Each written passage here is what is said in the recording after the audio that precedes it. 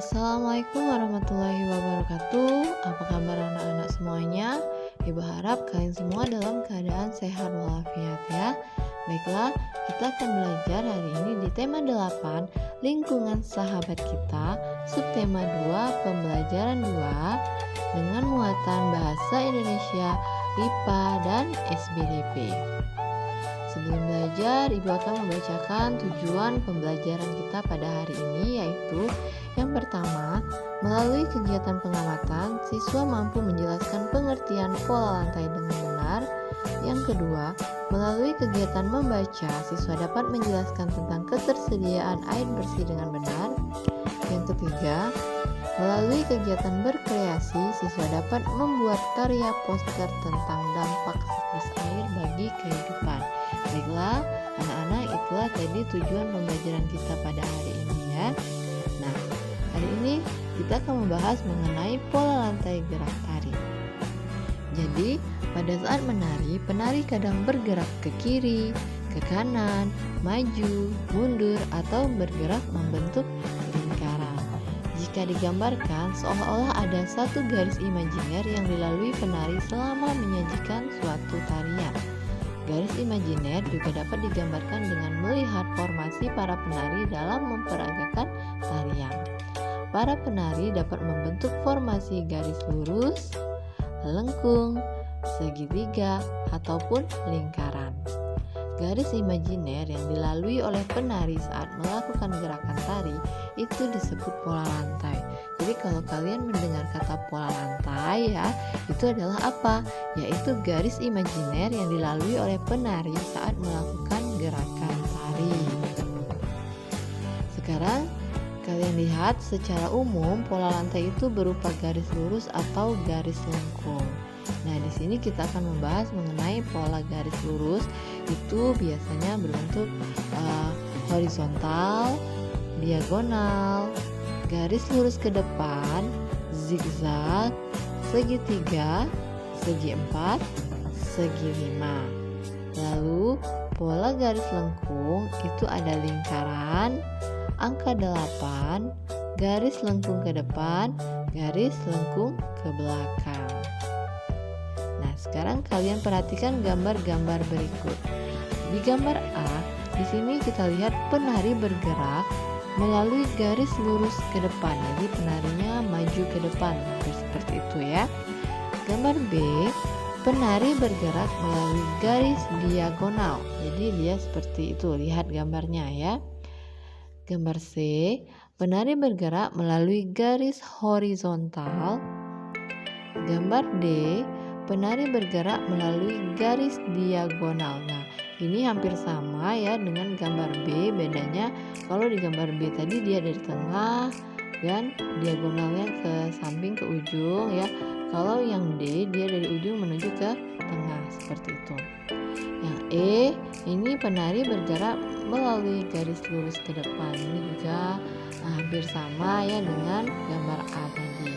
Yang F, penari bergerak melalui garis lingkaran. Itu bisa kalian lihat, itu ada gambar seperti lingkaran ya. Nah, bentuk pola lantai dari gerak yang dilalui penari ini bisa kalian lihat.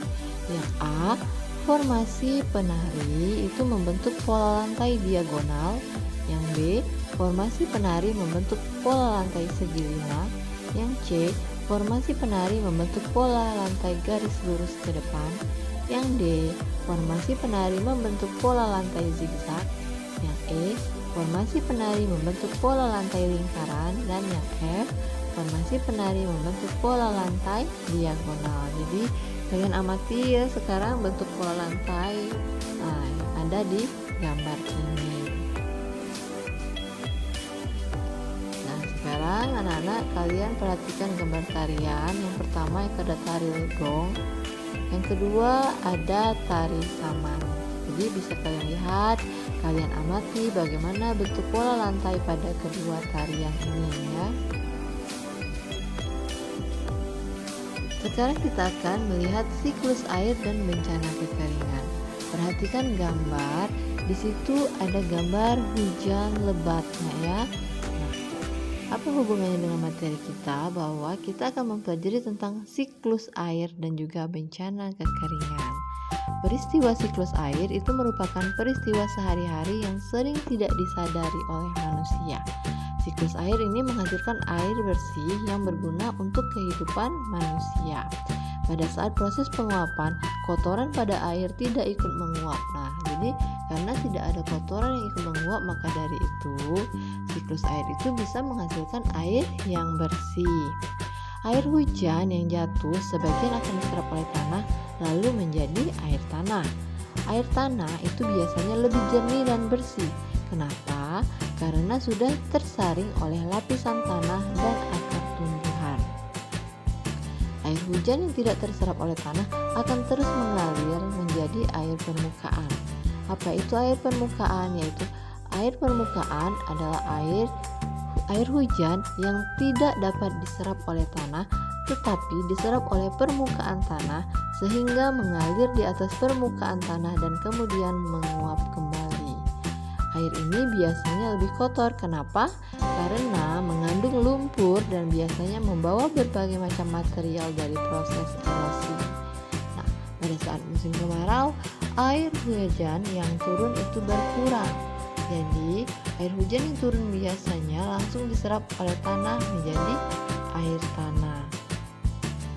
Kalau air sungai dan danau surut, itu akan menyebabkan berkurangnya penguapan air sebagai pembentuk titik-titik air di awan. Jadi, karena kita ketahui tadi, dampaknya yaitu semakin berkurangnya curah hujan. Di saat inilah biasanya terjadi kelangkaan air bersih. Kalau kelangkaan air bersih ini terjadi dalam waktu yang cukup lama, maka akan menyebabkan bencana kekeringan ya. Kita semua pasti tidak mau ya adanya bencana kekeringan. Nah, sekarang kalian lihat di gambar, ada contoh poster tentang dampak siklus air bagi kehidupan. Di sini ya kita lihat ada gambar air, ada daun, ada teks air sumber kehidupan, hemat air, jaga sumber air demi masa depan. Baiklah anak-anak, jadi dari penjelasan ibu tadi maka kita dapat menyimpulkan pola lantai adalah garis imajiner yang dilalui oleh penari saat melakukan gerak tari. Secara umum pola lantai itu berupa garis lurus atau garis lengkung. Peristiwa siklus air menghasilkan air bersih yang berguna untuk kehidupan manusia. Air hujan yang jatuh itu sebagian akan diserap oleh tanah lalu menjadi air tanah. Air permukaan adalah air yang tidak dapat diserap oleh tanah tetapi diserap oleh permukaan tanah. Air sungai dan danau yang surut akan menyebabkan berkurangnya penguapan air sebagai pembentuk titik-titik air di awan. Peristiwa kelangkaan air bersih terjadi dalam waktu yang panjang akan menyebabkan bencana kekeringan. Oke, anak-anak, itu saja materi kita pada hari ini. Terima kasih karena sudah mengikuti pembelajaran dengan baik. Ibu harap semoga pembelajaran ini berguna untuk kalian ke depannya. Terima kasih. Wassalamualaikum warahmatullahi wabarakatuh.